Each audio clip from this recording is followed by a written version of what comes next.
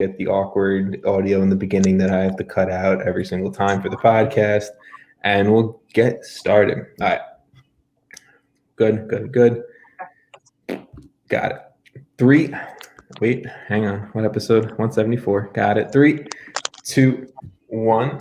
MLSAces podcast, episode 174. This is your host, Tom Sweezy, and I am joined with some very, very special guests in soccer. One is talking to someone in the background, so we're going to go to someone else real quick. Vaughn Coleman, you're back for another episode. Another one, man. You're just killing it in 2021. How are you? I'm doing great. I'm pumped to be back. I think this is like 3 of the last 4. So yeah, loving it. Yeah, you're a feature now in 2021. And we are back with a new guest. It's been a while since you've been on, Travis, but Travis Grimes, come on, MLSAces. How are you, man? It's been a really good week in FCC land. Like, I think this is the best week we've had since like Open Cup run like 3 years ago. So it's been a really good week for us. So I'm doing great, man. It's a lot of wooden spoons in the present, but let's look to the future. That's what we're doing this episode. Yep. That's what we're doing. Sam's also here. Sam's dealing with something, so we're going to come back to Mr. Nelson. Unless here he is, Sam Nelson. Sorry. How are you, man? Oh, doing good. You're doing daddy duties, man. Doing dad stuff. Yep. So we're here. This is like a bit of like a mishmash of people that have never really been on a podcast together. So I'm excited to kind of get everyone's opinions, to see how, people kind of react to other things people say, and let's move forward. So I think the biggest thing to start off this episode with and really talk about is the CBA agreement. We're playing soccer in 2021, and that's the best news, I think, Travis, maybe the second best news that, people received within this past week or so. But soccer is being played in 2021. That's something that, whether you're an FC Cincinnati fan, a Nashville fan, a DC fan, a Charlotte fan, SKC, whatever, you're happy about, because we like more soccer. So just some major kind of talking points, or kind of major points to, I guess, the fans of the game to kind of look at. The CBA is being extended until 2027. So there's that timeline there that we kind of talked about the past 2 episodes now. There's some expanded free agency. Salary budgets are increasing every single year from now until 2027. And then GAM is also increasing from now until 2027. And then the overall amount of money that these teams can spend on their roster is also increasing. So, Vaughn, I'm going to toss this to you first. You've been a staple here. I've been liking your opinion so far. The CBA agreement, obviously, soccer, good, right? We all know that. But was there any kind of major point of this deal that really stuck out to you as like, this was a win for the players, this was a win for the league, whatever it may be? Oh, I think it undoubtedly was a win more so for the owners, because I think they really got what they wanted in this situation. The players, they get to protect their salaries this year. But this is now pushing the CBA out like 3 years from what the original agreement was last year. So that's fairly substantial.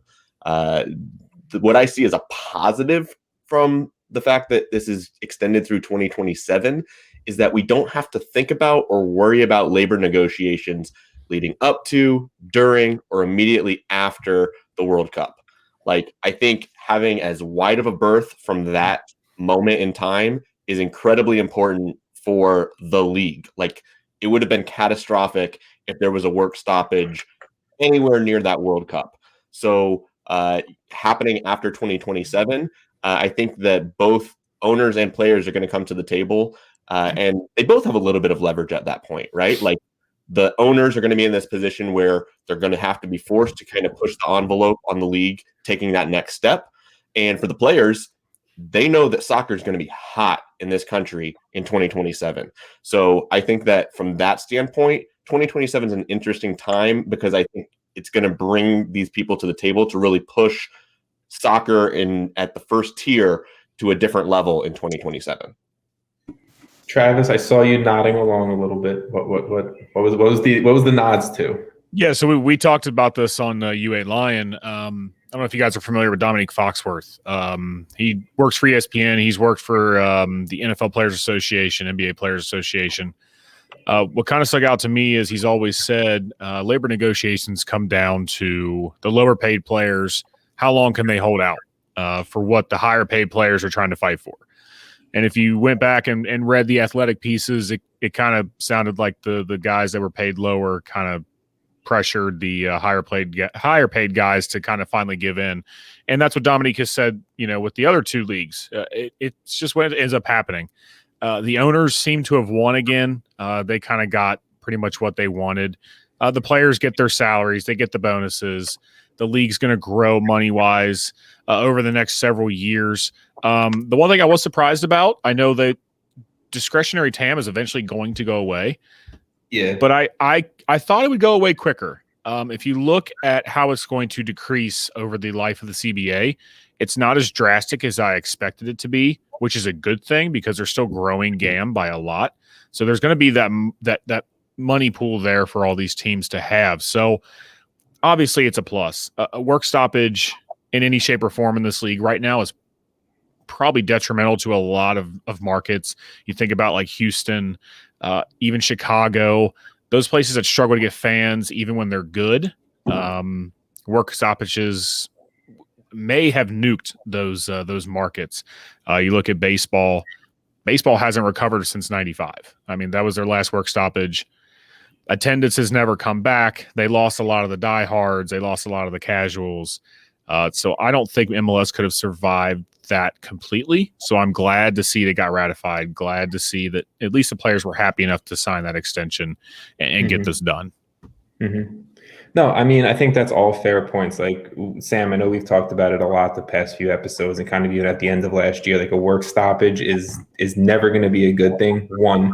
And then two, like, this league is just hitting a point where it's like, you're signing players from South America that we'll talk about in a little bit, but then you're moving them over to Europe. You're getting, world kind of the world is recognizing some of these teams and some of these academies. You're getting these development academies, the next program, all that stuff. It's insane with what's going on, and a work stoppage would have absolutely killed it. And I mean, those are all fair points, Travis. But Sam, I'll finish things up with you on the whole CBA agreement. Obviously, again, soccer, yay, good. Anything else that you saw, or anything you wanted to kind of comment on, Travis or Vaughn? Yeah, real quick. I really like Travis just said, it's all about how the lowest paid players kind of take this, and seeing that increase over time in the next couple of years of the minimum salary that these guys can make, and seeing that increase is very important. Knowing a couple guys in that situation, but also for me, the big thing is because we don't know how COVID's going to last, and the league in the writing says that they can't invoke another force majeure like this again this season, but they can next year, and that does worry me a little. If things continue to be a crapshoot in America, like what are we going to see next season? And I hope that it doesn't come to that again, and that we see this potential work stoppage again because COVID's still rearing its ugly head. But I mean, we don't know. But I overall, I think it's good to keep soccer going. I think like Vaughn said, it's a win for the owners over a win for the players. And we're just going to kind of see where this goes. And I think at this point, we're all just riding the wave of whatever's happening today.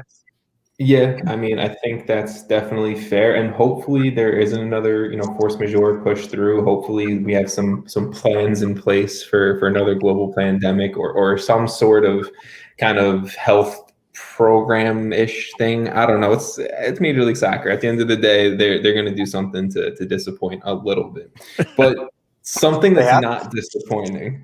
That's why, pretty much why we have you on, Travis. Like, I'm going to come straight out and say it. You know why. I mean, absolutely. I did reach out for the Brenner news, but FC Cincinnati, they signed the potential tied to be the largest incoming transfer for any player. Brenner from Sao Paulo in Brazil, roughly $13 million. That could increase to $15 million if I'm getting my numbers correct. That $15 million would be tied with Atlanta United, who they spent that money on Barco all the way back in the day, which is incredible. He's still around, but that's a whole other conversation. Brenner was a dude who was tied to Ajax, Arsenal, Juve, PSG, Club Brugge. These clubs were interested. I think Ajax and Arsenal maybe were the top two, again, from what I'm hearing. But I'm going to let the words come out of your mouth. Brenner to Cincinnati. How are you feeling? just in general as a Cincinnati fan, outside of, a guy who's like in the weeds of FC Cincinnati? Yeah. So I don't want to like leap to the last 2 years are now worth it because of Brenner, but it lessens the blow of 2 wooden spoons. Look, I mean, for people inside the club, for people around the club for the last 2 years, the money's there, right? Like they have a top 10 ownership group in the league when it comes to money. They built West End Stadium, the brand new stadium, with revenue in mind, with the most club and suites in the league. And this was just the culmination of all that coming together. For those of you that don't know anything about Brenner or are not familiar with him, he's a one-name Brazilian possible wonder kid, 21 years old. He's not. So, That's right. We've already called him Ronaldinho, so we're getting there. He's not a self-creator 9. He's not the type of guy that's going to take on 2 defenders and do everything himself. He needs service. But the guy just scores goals. I mean, he scored a goal every other match for Sao Paulo, and I could argue is a better league than MLS. Of course, he had some great talent around him, but he pops off the screen. When you watch highlights of him or watch matches of Sao Paulo, he 100% pops off the screen. The only reason he's not at Ajax or Arsenal is because they wouldn't meet the asking price of Sao Paulo. So he kind of stuck around after the window, and, I questioned Gerard Nijkamp. His network is mostly Europe. So when he went into South America and got a guy like Brenner, I kind of ate some crow, and that's fine. I like being wrong in this instance. He doesn't seem to be done. But Brenner doesn't have an effect on Locadia, which is great. Locadia looked better on the wing anyway last year. It's where he's always looked the best. Locadia has also thrived when he's not kind of the guy.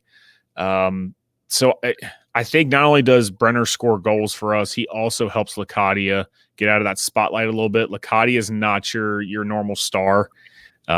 He's very introverted, very deep thought kind of guy. He likes the limelight, but he's selective. He doesn't want people chasing him around town asking for autographs, which is part of the reason why he came over here. So not only is Brenner like great for the club, going to be great here, I think, but he's also going to help out Locadia and really show Locadia's talent. Like Locadia is better than what he was last year. This guy's a Premier League type player, scored goals in Bundesliga, was great in Eredivisie. There's a reason why Brighton went out and spent the most money they had ever spent on a transfer when they brought in Locadia. So I think it's going to help out on several levels. And Vaughn, Sam, if you guys have questions, obviously interrupt me and toss them in. But so Locadia is definitely with Cincinnati for 2021 is what you're telling me here. Because I know that was the big question mark with bringing in Brenner. Yes, he's a young DP. Maybe that frees up space. Otherwise, is Locadia going to be a Cincinnati player in 2021? So the last I had heard was that Locadia is part of the plan of 2021. Now, it's not without them trying maybe to see if they could get him off the books, send him back to Brighton. Maybe Brighton could figure out a deal for, some other club for a loan. But Brighton's not really interested in another loan. They want to sell him, which is kind of why they pressured FC Cincinnati, I think, to buy him. And FC Cincinnati's kind of put them off like, hey, we're not ready for this yet. For right now, that's what I've heard. He's in the plans for 2021. With some of these other rumors that are coming out, it all just depends on what level they come in. I know you guys probably want to talk about it, and I'll let you lead into it. But for right now, Locadia is a part of the plans. Okay. And that's interesting to hear. That kind of changes my mindset a little bit of some things going on. But Sam, Vaughn, I'll toss it to you guys too. Brenner to Cincinnati, maybe from an outside of Cincinnati perspective, what did the signing mean to you? Obviously, we're talking top 5 record transfer into Major League Soccer. We're talking about a very young, talented Brazilian player coming in. Brazil's not a typical league we see a lot of MLS teams going to pick from. So I'll toss it to whoever wants to take it. Brenner to Cincinnati, what did it mean for you? Yeah, I mean, for me, what I think is also it hasn't been highlighted a lot is that he is a young designated player, right? Mm-hmm. He's a $200,000 hit against the cap. That's huge. And that they're going to be able to have that flexibility with him in that spot for, I think, a full 2 seasons. Mm-hmm. Beyond that, from what I've seen, he is like a prototypical Fox in the box type of player. So we've seen all different levels of success and failure for Fox in the box players in this league, right? Like there's a real big jump from like the Wondolowskis and the Zardes down to like we saw what happened for Chicharito this past year, right? I would love for him to come in and have the sort of success where he's putting in 15 to 20 goals, but you've got to have a certain level of service for that. So I think that whoever is brought in as that number 10, because I'm assuming we're going to get to that, somebody's going to be in that role. It's going to be, how does that person mesh with the pieces that are now around the 10, and can Brenner get those opportunities? Cincinnati's got to create chances, because if you can't create chances, if you can't get the ball into the box in the first place, Brenner's going to be on an island. So for me, that's what I'm looking forward to, is can Cincinnati take that next step, really with a full preseason under Jaap Stam, right? We haven't really had a real head coach. Right, like, give the guy some time. Can he develop something where they're creating more chances? And if they do, this is where FC Cincinnati's fortunes will start to turn. Samuel? No, actually, I'm pretty good. I mean, if you have not looked this guy up on YouTube yet, look him up. It's like, honestly, it's really exciting.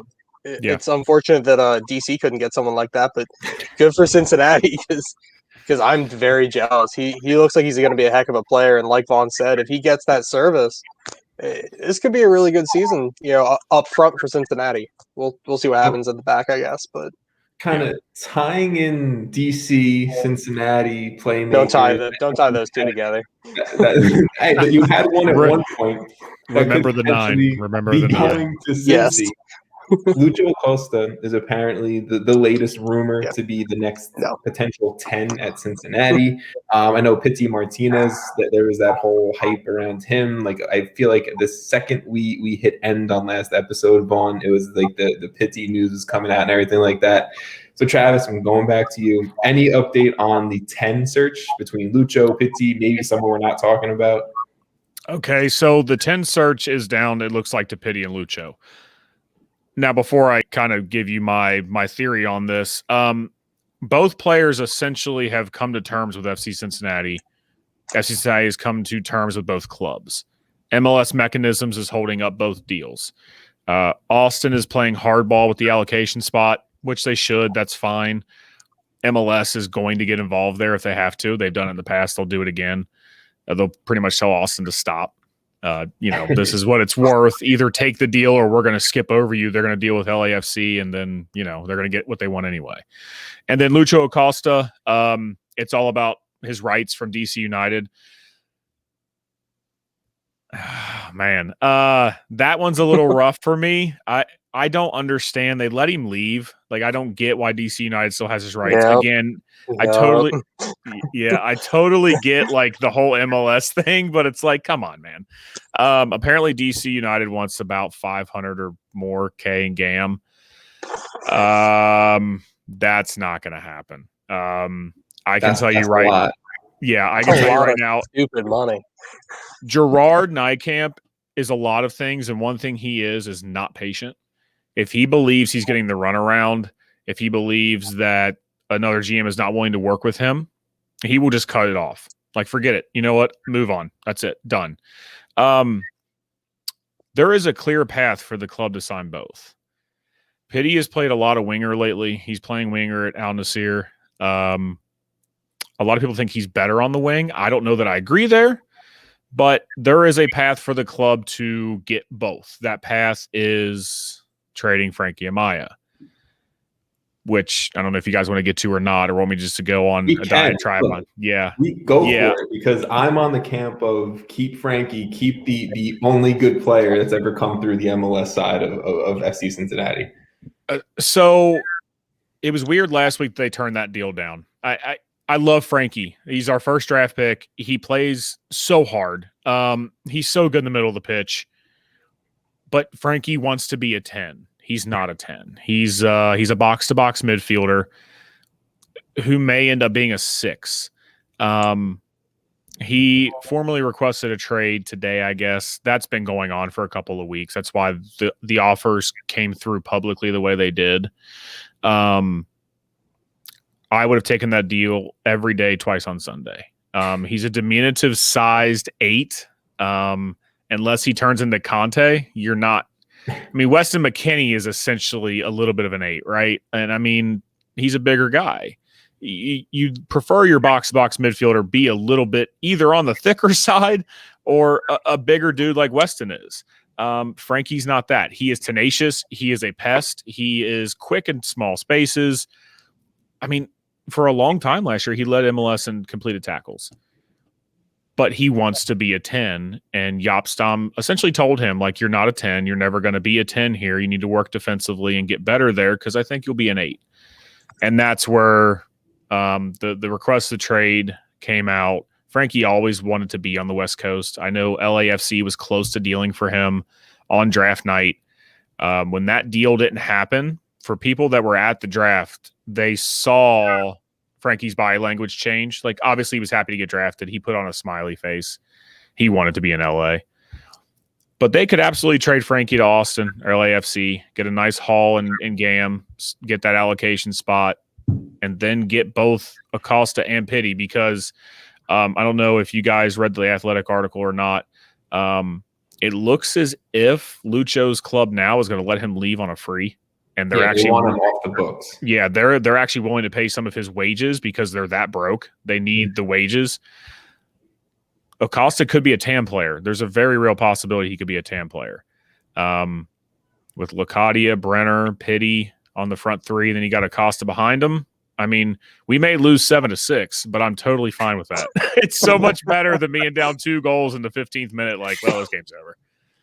But yeah, I'll take it. Well, I just keep listening to all the scenarios and the people involved, and I feel like this $500,000 that was floated out there by DC, to me, that's them assigning their value of what allocation money they would want on top of Frankie Amaya. Like, to me, it seems really logical for Frankie Amaya to be going to DC with some level of allocation money, and then boom, now at least Acosta is now taking that spot. And really, to me, I don't think Acosta and Amaya are that far off of similar mold players. Like, obviously, Acosta is better in attack. Yes. Like, he definitely creates more. And I would love the connection between him and Brenner, like what we were just talking about, somebody centrally, like the whole Lucha-roo. If you get rid of the Rooney and add some Brenner, like there's going to be goals. We call that a Lucha Boo. Yeah, like my gut tells me that's how this is going to shake out. Like, I don't know if Pitti still happens and how that all. I don't know where the money's coming from, quite frankly, for Cincinnati. I don't get all that. But that's maybe for you to touch on. Are you talking money-wise, like transfer fees, or money-wise, GAM, TAM, spam, bam? All of it, yeah. I mean, you look. I mean, they've brought in some big name guys recently, and there's been some mismanagement of those allocation monies with guys that are still on the books. Yeah. So to me, it's like, where is this coming from? Like, there's got to be something that we're just not privy to, or they're doing a really good job on the books, just squeezing these deals in. Yeah, go ahead, Tom. To just like I want to just add to that. Like, you talk about just their signings last year in Regatine, in Kubo, in TT, in Pedersen, in Locadia. Look, I mean, look, he was a loan, so like, you know, he's still money's going back and forth, but a loan deal helps out. Even in picking up Medunjanin, like, I just wanted to add to one point of like, there seems to be like a lot of money coming and going. Yeah, they got like Regatin off the books. They got a guy like that, but like, where is this money coming from? Well, some of it is Darren Maddox was, I guess, he just disappeared last year. Forgot about him. Yeah, I know what happened there. We won't get into that because that's kind of a messy situation. But with him gone officially now, Adi's salary is 100% off the books now. Then they got out from underneath some bad contracts. They've still got a couple. Like Michael Vanderwerf is a bad contract. Personally, I think Harris Medunjanin's a bad contract, mostly because of his age and his international spot. It sucks. He's never going to get a green card. I agree. Yeah. Stephen Buckridge, who's on our podcast, explains why. It has something to do with Bosnia and Turkey, and it's above my intelligence level. When it comes to transfer fees, I'll just be honest. I mean, they can pay with anybody. I mean, they brought in Meg Whitman, who's a multimillionaire, close to a billionaire. She's part owner now. They're developing real estate around the stadium. Like I said before, they have the most clubs and suites in MLS, and MLS gets a lower amount of that revenue. I know ticket sales are all shared, but the club and suite revenue is a heck of a lot less of a percentage they got to pay to MLS. The money's there. Like Carl Lindner III is a multi-billionaire. They can spend with anybody. If Atlanta United, LAFC, LA Galaxy were to go head to head with them on a DP, FC Cincinnati is with them every step of the way. That's why the last 2 years was so rough, because we knew the money was there. It's just, frankly, they weren't spending it. We kept being told, like 2021, when the stadium's here, we're really going to spend. And then, from my sources, I was told, like, hey, they've got like $35 to $40 million just for transfer fees if they want it. And it looks like it's coming to fruition. Theoretically, they could buy Locadia $8 million without batting an eye, go get Pity Martinez for 15, pay 15 for Brenner, and be perfectly fine with it and it not make a dent. When the GAM and TAM stuff, I do question that a little bit. That's why I think they almost have to deal Frankie if they want to make some more moves. We try to do our own kind of budget allocation list, and so does Cincinnati Soccer Talk, which is another podcast in town. It's hard to keep track of that stuff, like, because MLS doesn't make that public. So they would have to move off of somebody, Cruz or Amaya. I do want to disagree with Vaughn. I don't think that if they deal Amaya to DC United, that it would be any sort of GAM going DC United's way. I don't know if that's what you were getting at there. If we're just basing it off like the previous offers, it would probably be Amaya going to DC United for the rights of Acosta, and you're probably getting back $300,000 to $400,000 in GAM. If we're just basing it off of if DC United wants $500,000 in GAM for Acosta's rights, you do the difference of what Amaya's offers were before, about $1 million in GAM. FC Cincinnati is probably getting a little bit of GAM in return. And the money we've seen for, like, youngsters like a Mihalovic, like we saw this offseason too, maybe. I can see that. Yeah. But I think that's where there's jockeying, right? Like, Yep. Amaya, they're saying Amaya's worth $1 million GAM. I think we all know that that's probably pushing the limit of what Amaya is compared to, like, Iko Para going for similar kind of dollars, right? So I don't think Amaya's worth $1 million, and we know that Acosta's rights are not worth 500, right? So bingo. That's exactly it. Yeah, and that's the shocking thing about the trade offers for Amaya. This fan base was split in half. Like, half of them did not want to see Amaya move just because we love Frankie, obviously. The other half was like, why didn't you take this deal? Like, I think the half that stood by the fact they declined all those trade offers is like, well, we can sell him abroad in a couple years for $3 million and we're making more money. That's not a guarantee. Things happen. He could regress. He could get hurt. There are things that can happen. But, when it's reported that people were offering the club more than what Nagby got traded for on top of an international spot that we sorely need, it's like, why didn't you ship him out? Because it's so, like, and here's how I explain it to people.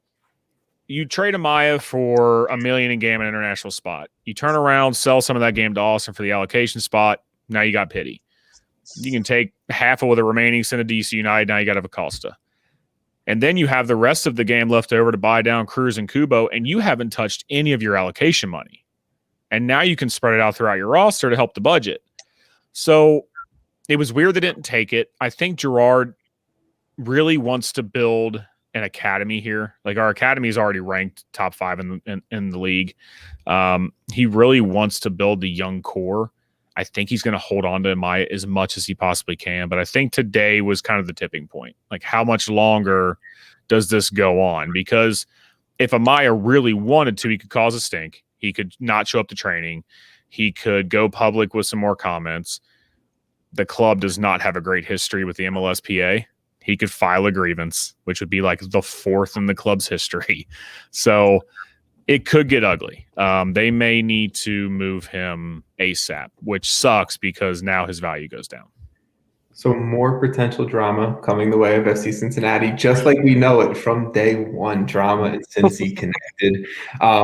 Travis, I know you got to get out of here, so I'm not going to hold you up too much longer. Tell the people listening, watching in the future, where they can find you, where they can listen to more of you, Nate, Steven, everyone over there. Yeah, so you can find us on every major podcast app, Apple Pod, Spotify, Google Play. Anywhere you can find a podcast, you can find us. My Twitter handle is at ComeOnUFCC. You can find our podcast handle at ZooHouse513. I appreciate you guys having me on. This was kind of fun. I'm not good at the video thing because we don't do video, so I wasn't sure when to look at the camera and then look away, and I'm used to making eye contact, so I found myself looking at the squares. So look, yeah. 2021, we're trying video. It's been working. We've been getting some views, so I'll take it. But Travis, seriously, man, thank you. I appreciate it. Just for you, all you gotta do is just leave the studio at the bottom, and you're good. You're not gonna mess anything up. So I appreciate it, man. Thanks, guys. Have a good night. Cheers, man.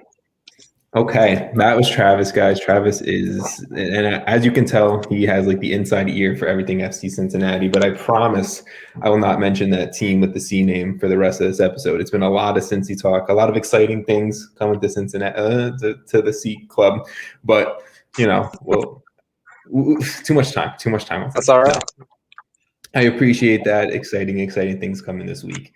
Let's talk about some of the other news going on around U.S. soccer, MLS, everything like that. I think it was just yesterday we got the 2021 CONCACAF Champions League draw. We got the first round matchups and everything like that. Sam, I'm balancing. The first time I've ever had to balance 4 people in an episode. I did not do that well, so I'm going to go to you. You did good. No, let's be real. I don't have a lot to say about Cincinnati. If we're going to be totally honest, that's out of my wheelhouse. So I'm good with that. I'm glad Paul was here because otherwise it would have just been you and him talking. So anyway, what's up? Let's turn to the CCL draw for this year. CCL, I can do that. As we all know, the MLS season got pushed back 2 weeks. So CCL is going to, I think, start before we even get an MLS game, and then that next week we get an MLS game, or even a few days later we get an MLS game. So I mean, we're used to it, right? So this draw came out. A lot of interesting things going on. We got one side of the bracket that could potentially have 2 MLS teams if Toronto FC they beat Forge in the Canadian Championship final. And then the other side of the bracket, it's a bunch of MLS teams and only one Liga MX team in Club America. So this draw came out. I just want to kind of get your general thoughts on who you thought had an easier time, who you thought maybe could have a tougher road and everything like that. Yeah. Honestly, the game I'm most excited for is the Union game. Union coming up against Saprissa, which is easily the best team in Costa Rica. I think we all kind of have watched Saprissa play over the years. And Union, who's been kind of losing their young core, which I'm sure they'll build back up really quickly. But losing Brendan Aronson, losing Mark McKenzie, those are 2 main pieces that help them win a Supporters Shield. Coming up against a really good Central American side, I'm very excited to watch that. In terms of other games, I mean, the TFC game will be surprisingly difficult, although I'm sure TFC will probably try to run train on Club Leon. They're going to try. But otherwise, I mean, Crew playing a team from Nicaragua, that should be a good intro before the MLS season starts for them. Mm-hmm. And then, honestly, going forward, I would expect to see 2 to 3 MLS teams in the semis. I'll get to that in a second. That's fine. I'm going to be cautiously optimistic this year because usually I'm such a negative Nancy. Well, in these first round games, let's just talk about those first round games before we get to Sam's semifinal prediction here. Any of these first round games really stick out to you? I agree with Sam about Union Saprissa, but any of these other games kind of stick out to you? Yeah, I mean, to me, that was the one that was most intriguing for sure. Beyond that, yeah, Toronto, Leon is going to be the other one that I would highlight. Those are the ones that on the surface are the most interesting. I definitely already have my eyes towards the quarterfinals. I don't know if I can go with the 3 out of the 4 semifinalists being from MLS, but Yeah, It I'm might be more a little much. I'll admit that. I'm just really excited about some of the MLS Liga MX pairings that could happen in the quarterfinals. Specifically, Crew Monterrey, like that one, I'm like giddy about. I think that would be a fantastic series, especially if Crew can hit the ground running. And then the other one is actually Portland Timbers Club America. If that one comes to fruition, um, I don't know. I don't know. I'm not saying Timbers would have a great shot at it, but I think it would be real intriguing. Uh, you know, I think Timbers style can steal results, and that's one that would definitely shake up the bracket. That would help the 3 out of the 4 prediction for sure. Well, you guys are immediately assuming that Forge FC isn't going to make the big upset over Toronto FC. Just kidding. Toronto Correct. probably has that game handled, but Poor yes, Forge. that game is going to be an interesting one to see. The future Toronto FC playing Club Leon. I'm also looking at Atlanta and Alajuelense. Yes, Saprissa, they are the well-known monster in Costa Rica, but right now Alajuelense, oh, I can't say that fast. Way They better than I are could. they're currently first in the Costa Rican division. They're currently killing it. They just won CONCACAF League over Saprissa, so they're doing well. And Atlanta United, a lot of roster moves right now. Brand new head coach. I don't even think this might be his first game ever as manager of Atlanta United. We saw the same thing with Frank de Boer. Maybe a big upset happens. I don't know. I'm just not completely sold on Atlanta United in this tournament, especially up against a good team in Costa Rica, where outside of MLS and Liga MX, Costa Rica probably has the next best talent overall club-wise. Hopefully we see some things change with the Canadian Premier League growing and other leagues growing as well. But that's kind of the first round that I'm looking at. Kind of looking later on, we can look quarterfinals, we could look semifinals, we could look at the final. I still want to give the Columbus Crew a very, very good chance at making the final, and I think they can.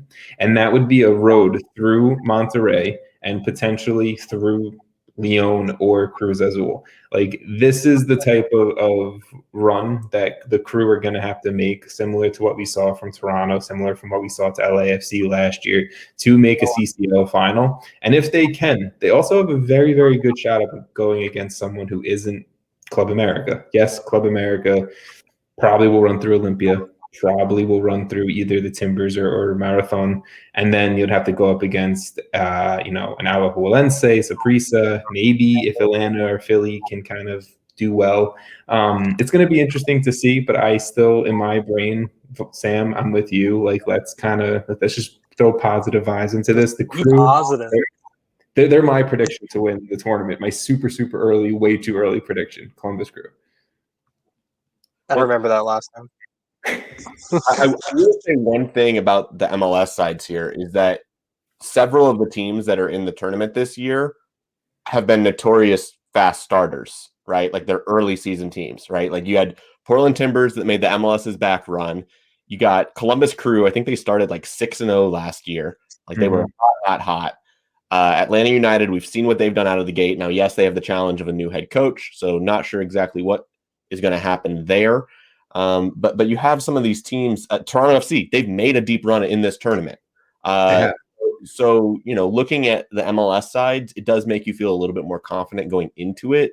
Yes, it's basically a preseason tournament for the MLS teams, but this is not the first rodeo for early season, high-level competition, and needing to get good results out of the gate. Some of these teams that are there from the MLS sides have done that before. I am concerned in my brain, though, and again, my brain is different from other people's brains. I have a concern with every single MLS team outside of the Columbus Crew.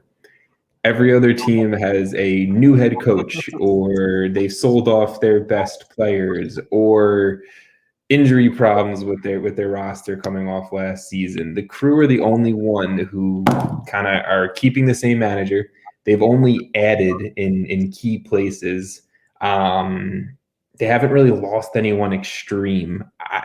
To me, the Crew are in the best spot, but I have concerns with Toronto. I have concerns with Philly, Atlanta, Portland.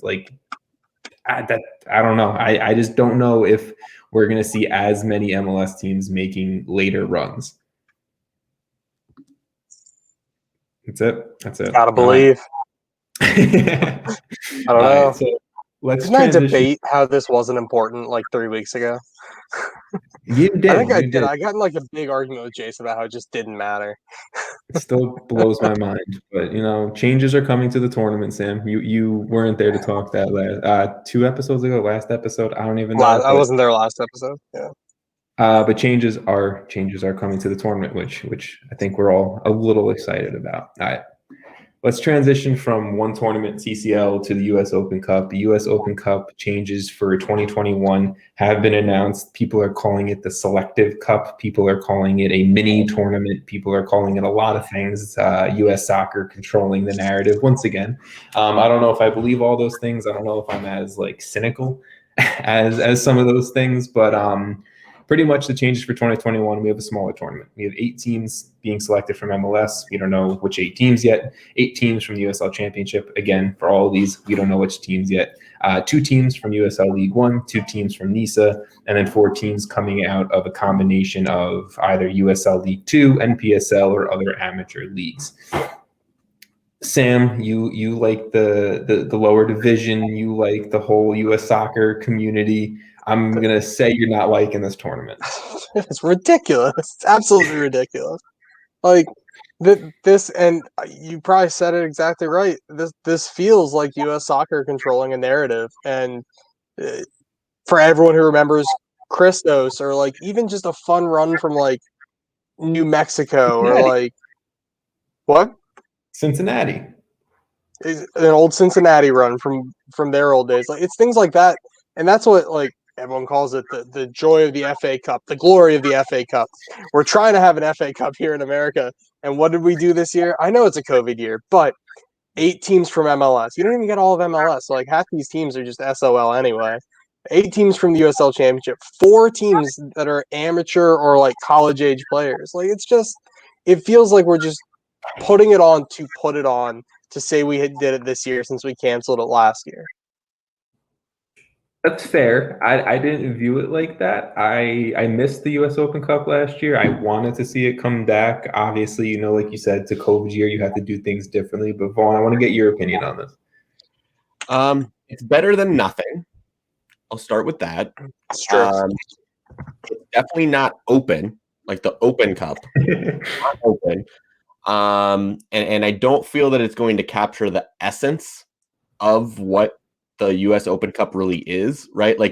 I've got memories of watching Florida Soccer Soldiers take Charlotte Independence to PKs and destroy us on our own home turf, and then Charlotte Independence is signing a kid at age 18 off of the club.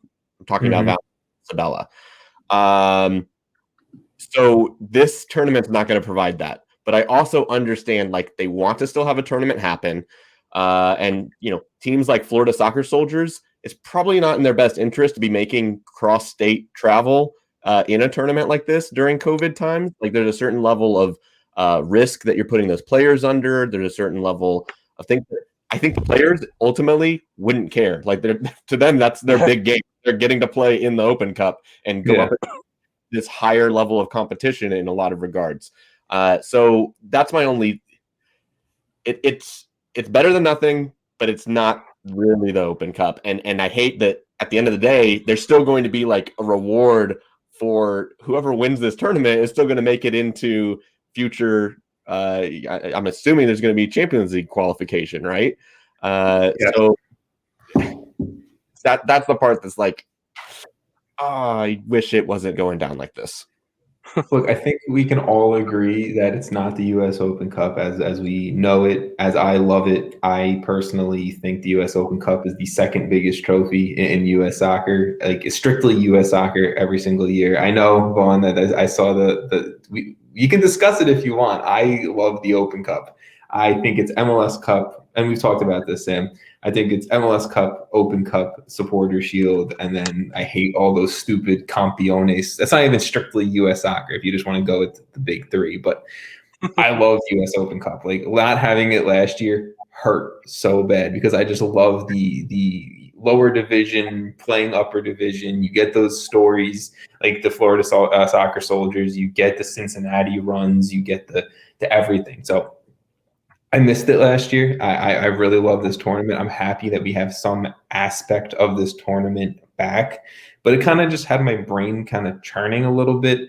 I don't want to talk about like we can talk about it if you guys want. I feel like it could be a little boring of like who you guys think will make the tournament from each league. It's rough. I think it's going to be, at least in Major League Soccer, I think it's going to be anyone who won a trophy, the reigning champs in Atlanta who won it 2 years ago, and then maybe like the regular season winners and all of that BS. So there's a lot that could potentially happen with this. We'll see who gets picked. I potentially think that maybe a smaller tournament like this could lead to a USL Championship club winning the tournament this year, especially if MLS teams aren't running out their full strength rosters for this tournament like we've seen. I'm kind of hoping for that. Maybe we see like a Tampa Bay or a Phoenix win this and we see a USL Championship club in CCL in 2022 and my soccer wet dreams are all coming true. I don't know. I'm trying to stay positive about this. I'm trying to keep different ideas going.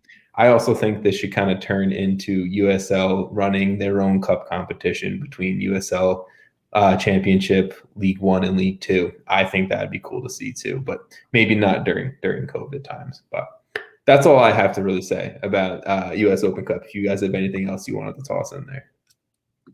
No? All right, cool. We have a little bit of time where we can talk about some of the moves that have happened around Major League Soccer. I don't want to dive too much into them. There wasn't a lot of like, I guess, sexy picks for this week. So I guess we can kind of just go down and I'm going to list names. You guys want to talk about them? Toss something out. So first one, big one, I guess, announced today was Thomas Pochettino signing to Austin FC as a designated player. Don't know much about him, but from everything I've heard from Felipe Cardenas of The Athletic, from stuff I've heard on Extra Time, from just my own research, very good number 8. He's an 8. He's not a 6. He's not a 10. He's definitely an 8. And I think this was a comment from someone on Extra Time.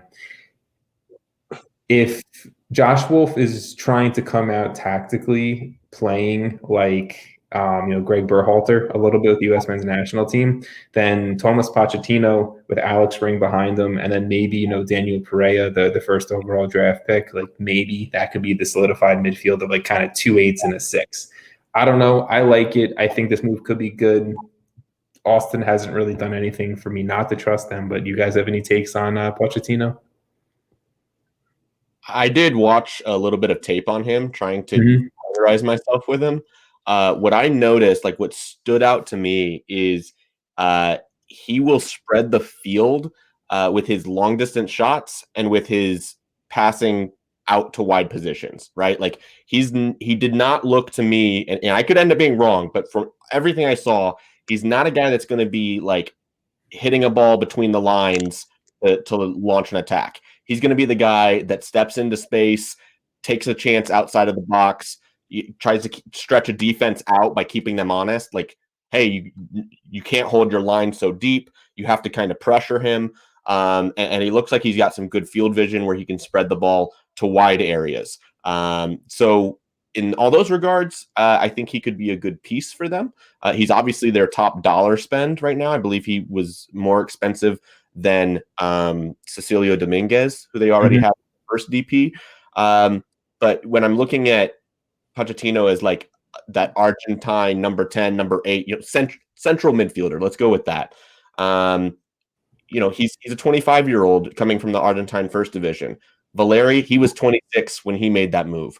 You've got guys like Ladero, Barco. We mentioned Lucho Acosta, Reynoso, Almiron, right? Like, to me, what I saw on tape initially didn't look like he was to that level, but it doesn't mean he can't grow into that. He's definitely going to be a key big piece for Austin, but whether or not that pushes them into being, a playoff team this year one, don't know that yet.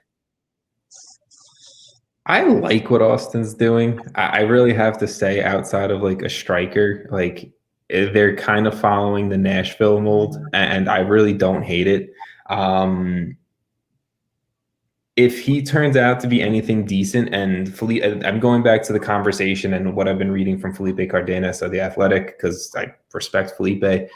He wasn't saying that Thomas Pochettino was going to be Miguel Almiron, but he was saying that Pochettino is a similar mold of Almiron, coming over almost in his a little bit older than what Almiron came over as, has the ability to just be kind of like an energy in the middle of the field as well.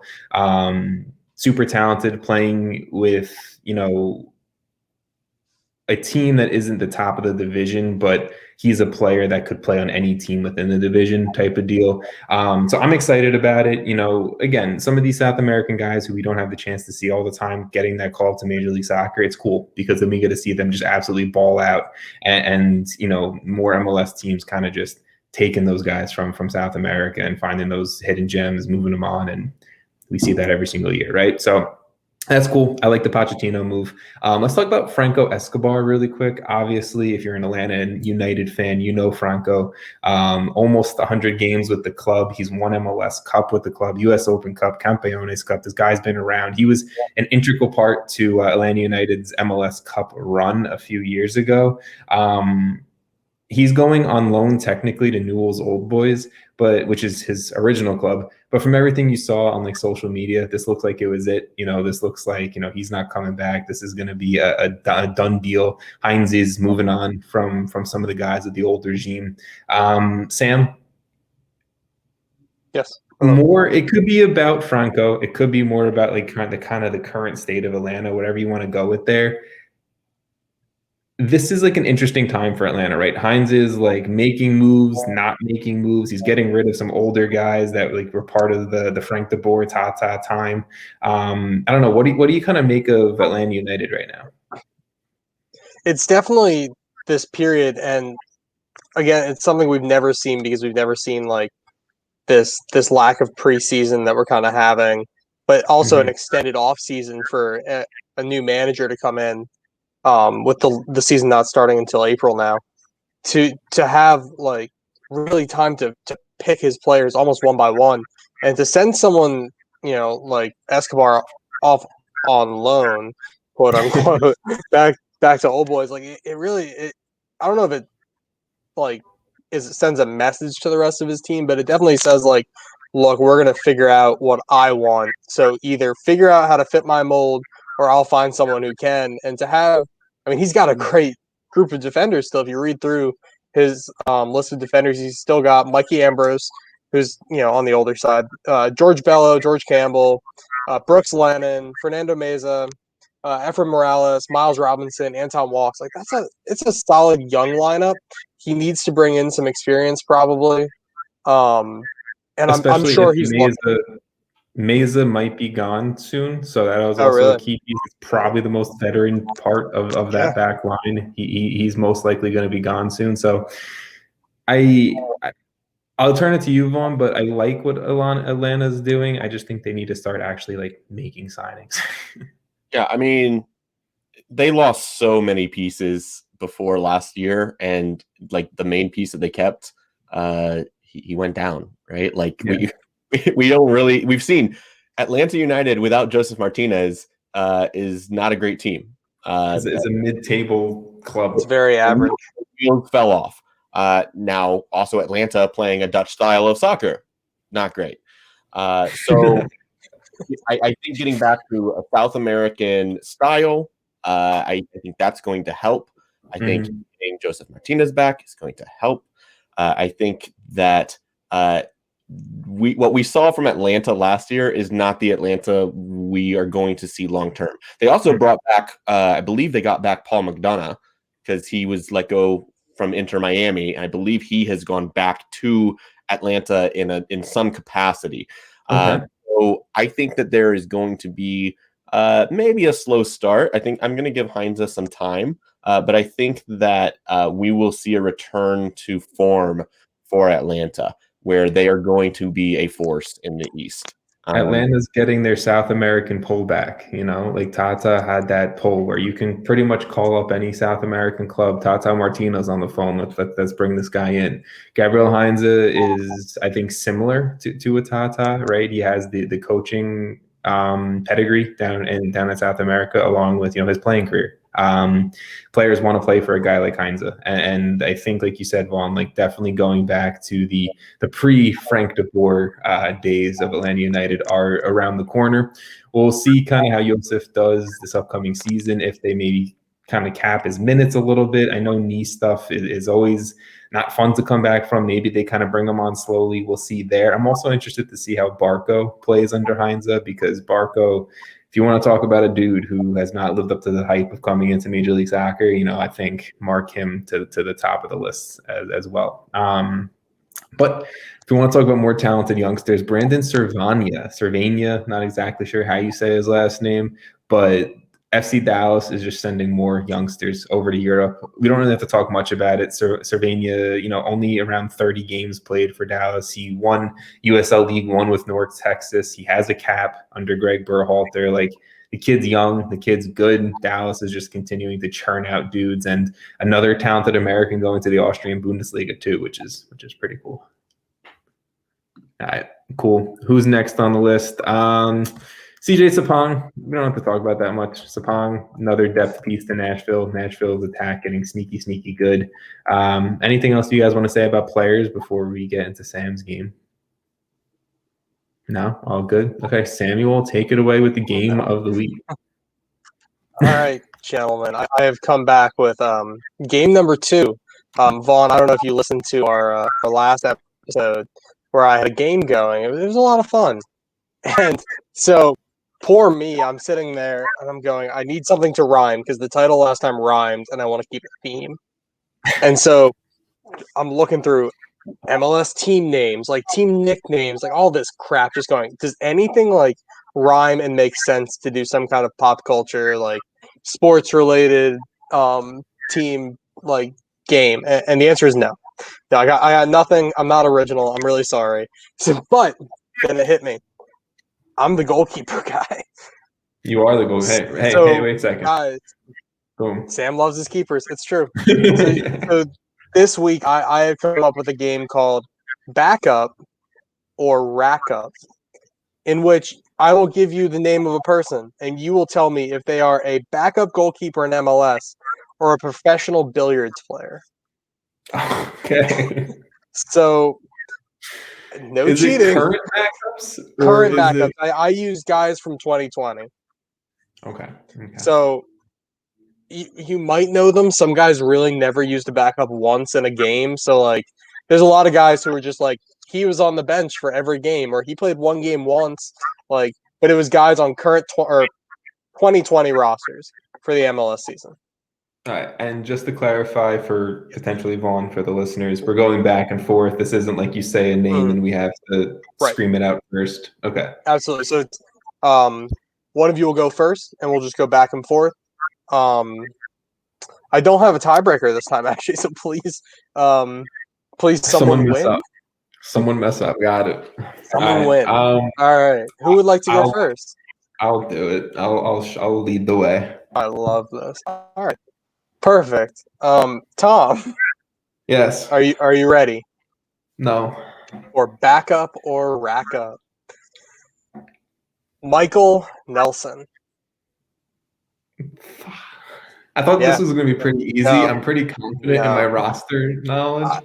I really tried to pick a bunch of names that all sounded similar. Michael Nelson sounds like a guy who got drafted in 2017's been the backup at Orlando City, went on to loan to like fucking like OKC Energy for 2 years. I'm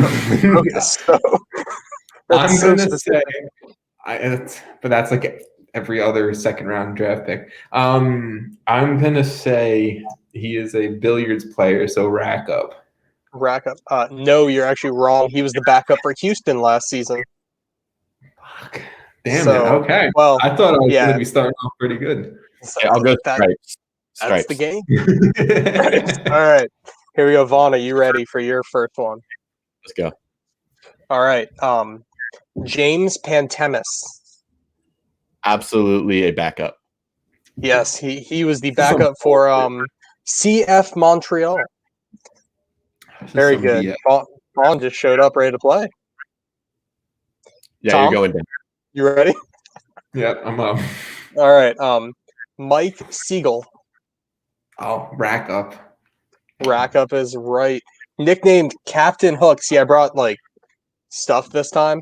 Nicknamed Okay. Captain Hook. He earned this nickname from the ability to hook his opponents with safety plays. I don't know what that means, but it's a good nickname. So, Mike Siegel, my guy. Mike Siegel. My guy. All right, Vaughn. I like Are a you Siegel. ready? Yeah. All right. Ryan Mira. Absolutely a backup. Why is He is Vaughn he is the getting backup. the easy ones? God damn it. I don't know. Yeah. So he was the backup for the Red Bulls last season. Behind David. Yeah, I think he played 7 games. So, I Tom, hate you. Sam. are you ready? Yeah. This is it. This is the fun stuff. All right, Tom. John McCarthy. Oh, Don McCarthy. Dude's been bouncing around USL. Finally got the job at Inter Miami. Got a few starts at the end of the year after Robles got hurt, so he is a backup. Very, very right. Very good answer. I'll give you the fun facts about the backups. I got it. Yes, you need to give me the fun facts about that. Right. Okay. All right. Vaughn, are you ready? Yes, sir. All right. Mike Eberle. Mike Eberle. That's totally 8-ball corner pocket. That's a Rackham. No, he got drafted 2 years ago to Someone give me a team. Give me a team for Mike Eberle. Chicago. No. All right. Well, he was a billiards player. His flawless fundamentals and deep knowledge of the game of pool. He has a great understanding of the mental aspect of the game, which I don't know what that is, but cool. So, all right. So right now, Vaughn has He's up 3. Yeah, Tom, you have two. 2. All right. First one fucked with me, man. That was what fucked with you. All right. Tom. Yeah. Earl Strickland. Earl Strickland. Earl Strickland. There's like you're gonna do some shit where it's like I know some dude's nickname and like you're gonna be like, no, his legal Actually, name. no, I did Wikipedia first names for everyone. Earl Strickland. This took me a while to actually like do because I felt like most backups, like at least I had heard of, and so I figured everyone else had, and then most billiards players no one had ever heard of, so I tried to find a mix. The only Earl I know in Major League Soccer is Earl Edwards Jr. Earl Edwards Jr. I am gonna go rack up. Very good. So I don't know who this Earl guy is, but he is apparently, according to Wikipedia, considered one of the best 9-ball players of all time. So there's that. I wish I had something more witty. So it's 3-3. Yeah. Vaughn has the ball. Oh shoot, I should have planned this. Better. No, I'm good. I was like, do I have the right amount of numbers? I'm good. All right. Vaughn. John Pulskamp. He is absolutely an MLS backup. Fuck. Sam, you're supposed to make me look good. I know. Well, hey, I made you look good the first time. Vaughn should very well know John Pulskamp because he's the backup for Sporting Kansas City. So I definitely messed that one up by giving him that. Thanks, bud. You're welcome. Thanks. Got you, Vaughn. All right. I can't mess up or else I lose. This is pretty much. Kinda. Yeah. It's 4-3. You gotta get this. Are you ready, Tom? Yes. Yes. Nah. Yes. Yeah. Buddy Hall. Buddy Hall. Again, the only Tolly Hall. He's not in MLS anymore, so I'm gonna go. He's a rack up. He is indeed a rack up. go. The international. Hang on, let me give you your point on my board. The International Pool Tour heralds Hall as a living legend. He's nicknamed the Rifleman for his accuracy. I mean, yo, my guy. Oh my God, Buddy Hall. Buddy Hall. I almost said Tally Yeah. Hall. You gotta look up these guys on Wikipedia. Like, if you search like professional billiard players and like read their Wikipedia pages, it's truly incredible. Buddy, he's named after the pool hall. Ooh. I'm picturing like a collared shirt that has just like sponsors everywhere, all over it. That's what I'm picturing. I could be thinking of like a bowling outfit too, but that's where I'm at. I think you can play pool in anything. That's just me. Vaughn, if my count is correct, you got to get this to win. Okay. Yes. I also did more questions than last time. Yeah. So you guys both missed the first one. No. Oh, Vaughn's been clean. Vaughn's clean. Sorry, I gave you a 0 for no reason. Yeah, Vaughn's clean. So if you get this, you win. Okay. Are you ready? Don't mess up.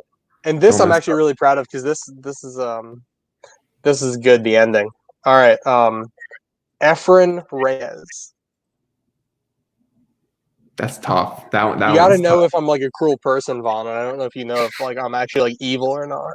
Did you say Efren Reyes? Efren Reyes. Reyes. Can I get definition, please? Reyes. I'm gonna go with he is a rack up. He's a rack up? And yes, he is a pool player. He is a pool player, Vaughn. Congratulations on going 5 for 5. He is the first player to win world championships in 2 different pool disciplines, and he's from the Philippines. Boom. Boom. Roasted. Very good. Very good. You done got Tom, hustled. would you like your last one just for fun? Yeah, toss it my way. Make me feel worse. All right. Do you know who Luis Barraza is? Yeah, he was drafted by NYCFC. He's like our 3rd string keeper last year. Yeah. Yep. There you go. Guys that I had like as my keeper that I threw on my fantasy team, right? Because I knew they weren't going to play. Yep. So, yeah. Oh, that was fantastic. All right. Well, you Vaughn, got congratulations on a. That's my first MLS Aces win, I think. Yeah, it is. It is. Yeah, you're gonna have to come back to defend your crown. Hey, 2 weeks. 2 weeks. There's 2 weeks. I'm in. I didn't get to razz Travis about being the real Queen City, so I'll just do it now. Well, he's not here. I love it. When he's not here, what's up? So about that Queen City, though. All right. That's been an episode. It's definitely been an episode of the MLSAces podcast. Thank you all for listening. Thank you all for watching. If you're watching now, we get a lot of watches in the future. So I will say, if you're watching in the future, thank you. Hello. Thank you for staying along. If you guys want, you can subscribe to us, follow us, whatever you can do on Twitch and on YouTube. Subscribe to our podcast on all podcasting platforms. And you can also check us out on MLSAces.com. Vaughn, you can find him at on Twitter at VI Pullman. If you're watching, I just threw the Twitter up there. And Samuel, if you want to follow him on Twitter, then you can follow him at Uncle_Sam, XIII. Or if you're watching, Twitter is up there. Make sure you follow us, obviously, MLS Aces on Twitter, MLS_Aces on Instagram. And for all of you watching, listening, thank you. Appreciate it. Bye-bye.